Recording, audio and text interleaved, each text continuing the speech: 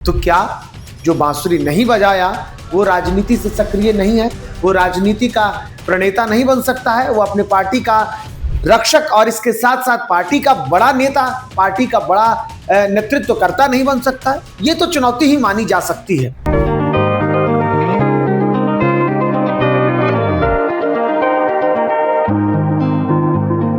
नमस्कार, आप देख रहे हैं वॉच न्यूज और मैं हूं आपके साथ निर्भय किशोर।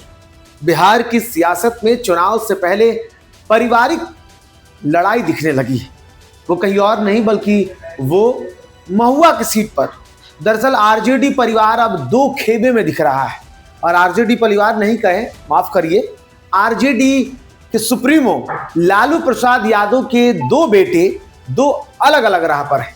एक जो लालू प्रसाद यादव की पार्टी है आरजेडी, उसको नेतृत्व कर रहे हैं, और दूसरी तरफ पार्टी और परिवार से कार्रवाई किए जाने के बाद, पार्टी से निकाले जाने के बाद तेज प्रताप यादव अब चुनावी दंगल में स्वतंत्र रूप से कूद चुके हैं, बिहार के नए लालू बनकर।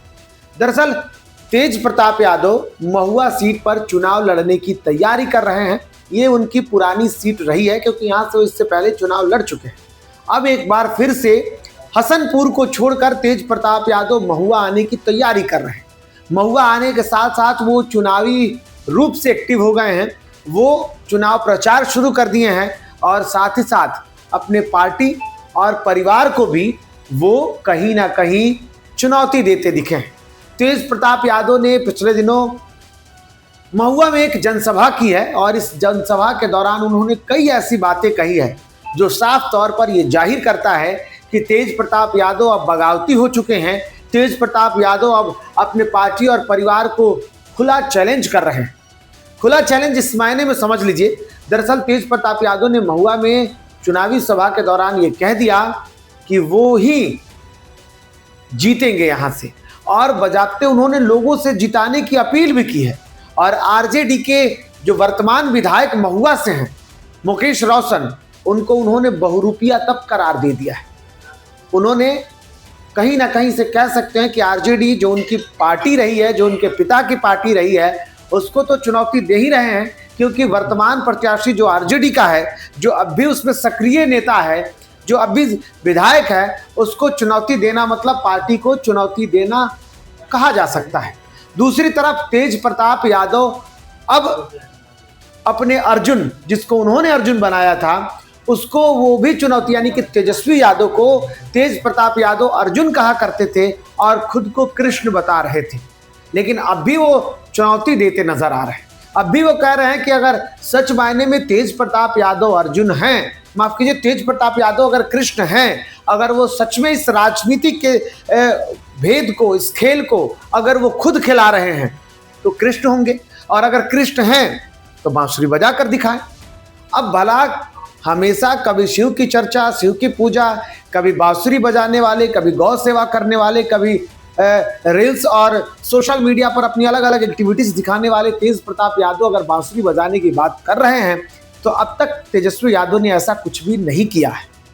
तो क्या जो बांसुरी नहीं बजाया वो राजनीति से सक्रिय नहीं है, वो राजनीति का प्रणेता नहीं बन सकता है, वो अपने पार्टी का रक्षक और इसके साथ साथ पार्टी का बड़ा नेता, पार्टी का बड़ा नेतृत्वकर्ता नहीं बन सकता है? ये तो चुनौती ही मानी जा सकती है। हालांकि तेज प्रताप यादव और भी बहुत बातें कहते नजर आए। उन्होंने कह दिया कि बिहार के अगले लालू वही है, और लालू के अंदाज में भी वो चुनाव प्रचार के दौरान दिखे।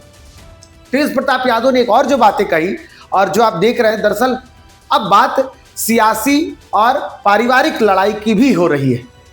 तेज प्रताप यादव खुद को लालू प्रसाद यादव का खून मान रहे हैं। हालांकि उन्हीं के पिता ने उनके ऊपर कार्रवाई की, उनको परिवार और पार्टी से अलग किया, क्योंकि उनकी कुछ एक्टिविटीज जो थी वो परिवार को पसंद नहीं आई।